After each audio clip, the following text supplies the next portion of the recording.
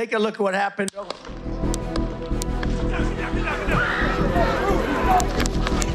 got you, sir. I got you. Let me get my shoes.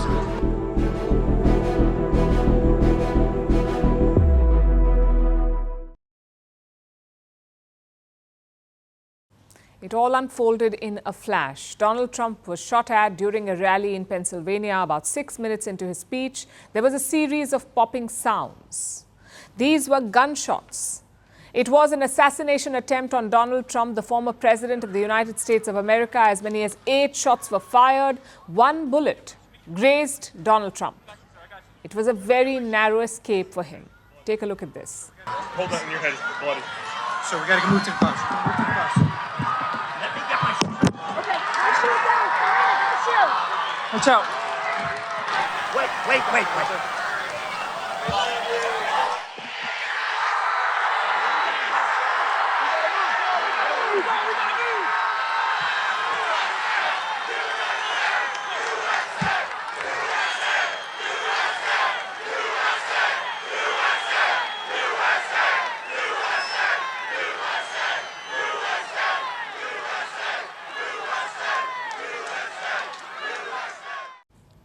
That's an extremely powerful image.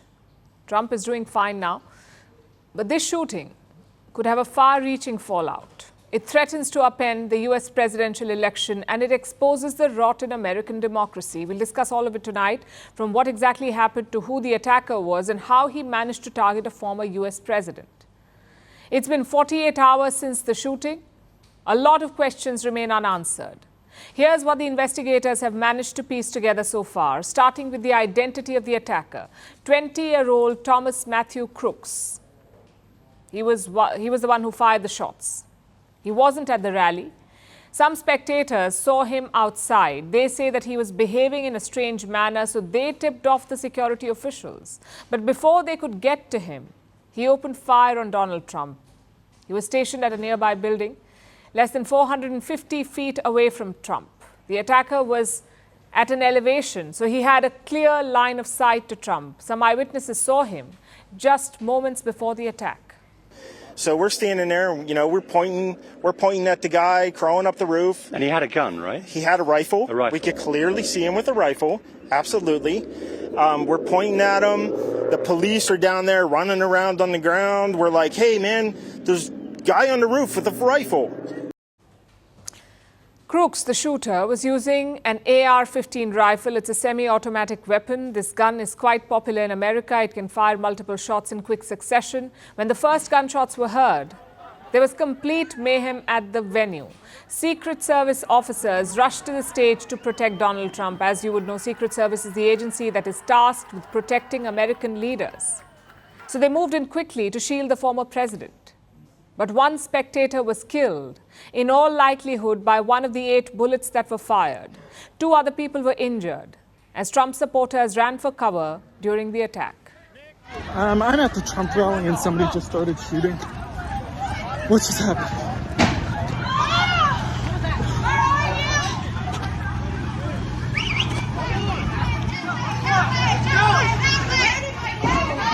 Oh my God.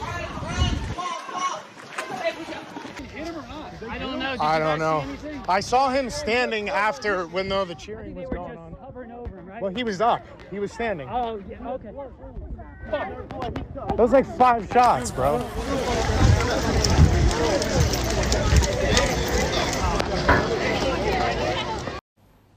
Moments after the attack, the Secret Service spotted the attacker.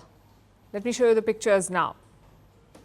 That's a team of snipers. They're part of the Secret Service. The snipers were facing the attacker.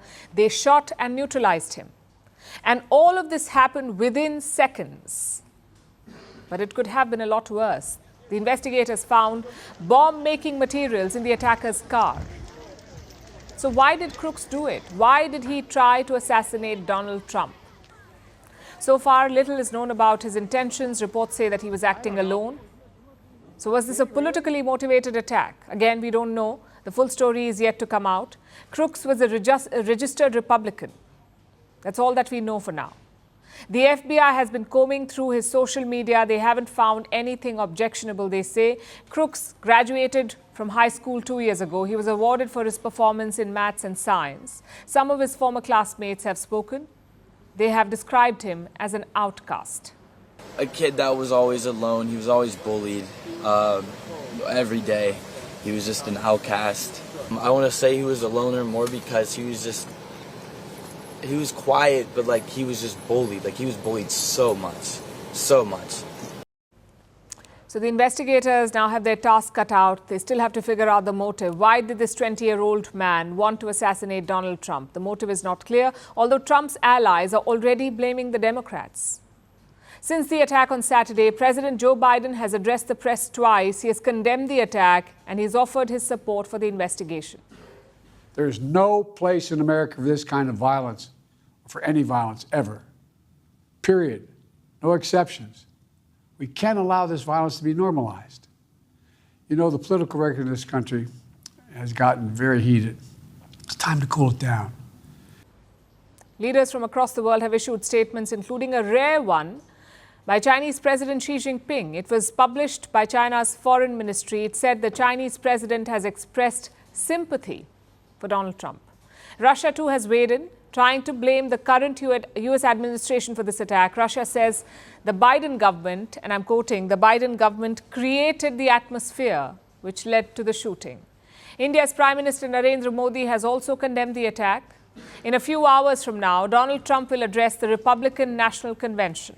He will accept the nomination of his party, the Republican Party. He will officially become their candidate.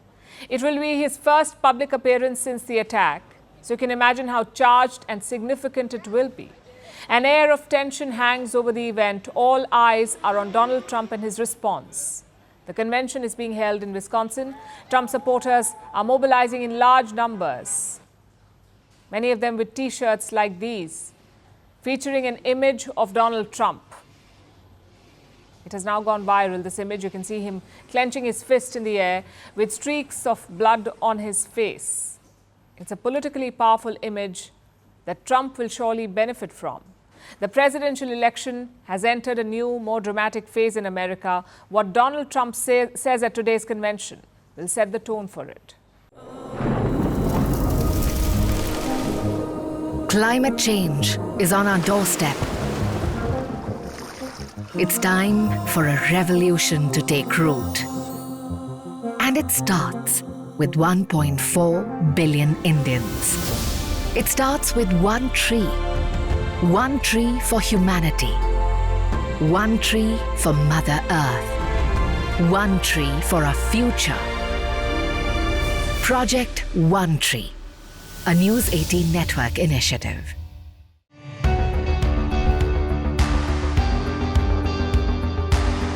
Across continents, one powerful news source. Bringing you diverse perspectives on the issues that matter.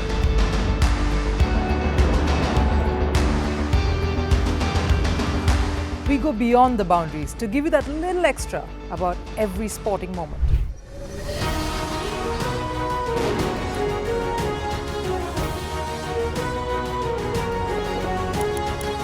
So thank you for making Firstpost 5 million strong. We're counting on your support, and you can trust us to bring you the news unfiltered and unvarnished.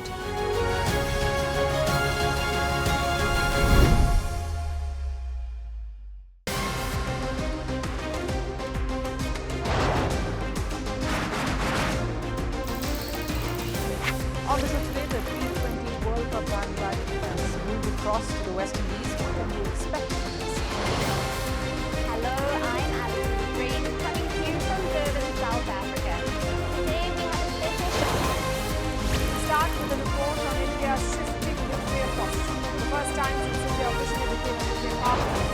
Hello and welcome to Firstpost America. I'm Aaron Ham, coming to you live from the nation's capital, Washington, D.C.